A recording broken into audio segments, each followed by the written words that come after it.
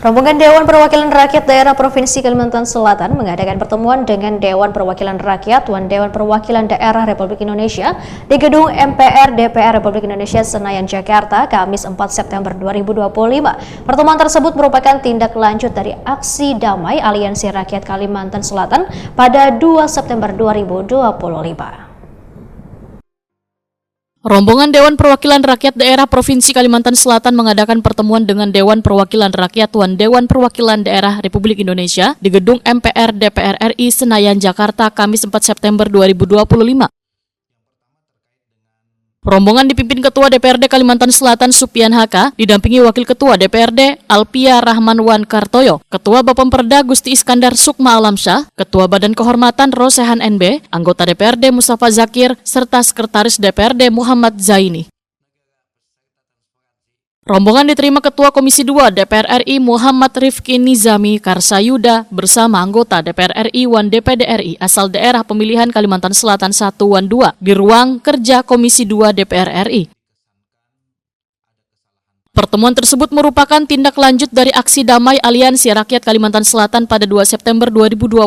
Dalam aksi warga menyampaikan 7 tuntutan antara lain efisiensi gaji dan tunjangan DPR sesuai kondisi fiskal negara, transparansi dan reformasi politik termasuk revisi undang-undang, pengusutan kasus represif aparat, penyelesaian kasus meninggalnya Afan Kurniawan, pengelolaan pertambangan dan konflik agraria, evaluasi program makan bergizi gratis serta koperasi merah putih, pengesahan RUU perampasan aset serta penolakan status hutan Meratus sebagai taman nasional. Ketua Komisi 2 DPR RI Muhammad Rifki Nizami Karsayuda menyatakan sangat mengapresiasi aksi damai warga Kalimantan Selatan yang berlangsung kondusif. Politisi Partai Nasdem ini pun menyatakan sabaratan aspirasi akan ditindaklanjuti oleh legislator asal Kalimantan Selatan serta menyampaikan permintaan maaf jika kinerja DPR RI belum sepenuhnya memenuhi harapan warga di Banua. Kapasitas saya hari ini sebagai anggota DPR RI Dapil Kalsel, kami berkumpul semua di sini baik dari Dapil Kalsel 1 maupun Dapil Kalsel 2 plus kawan-kawan dari anggota DPD RI daerah pemilihan Kalimantan Selatan. Yang kami terima aspirasi adalah ada tuntutan dari masyarakat dan mahasiswa yang menyampaikan aksinya di depan DPRD Provinsi Kalsel. Karena itu Ketua DPRD beserta seluruh jajaran hari ini datang ke gedung DPR RI Senayan untuk menyampaikan hal tersebut. Tapi tadi saya sampaikan juga, silahkan dipantau kinerja kami. Kinerja di gedung DPR RI ini kan sudah sangat terbuka, disiarkan secara langsung melalui kanal-kanal yang kami sediakan. Bisa dilihat kok, apakah anggota DPR RI Dapil Kalsel itu bekerja dengan baik, bekerja dengan sungguh-sungguh. Alat ukur bekerja dengan baik dan sungguh-sungguh itu mereka menyuarakan aspirasinya, menjalankan tugas dan fungsinya di setiap alat kelengkapan dewan yang ada.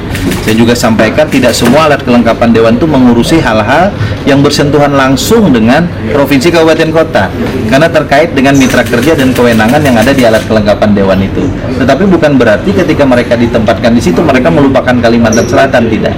Mereka pasti berpikir untuk itu, dan untuk mengkonkretkan itu kami menyepakati akan ada forum 3 bulanan untuk kemudian kami juga mengupdate nanti apa saja yang terjadi di Kalsel baik pada level pemerintahan maupun masyarakat Kalimantan Selatan itu sendiri.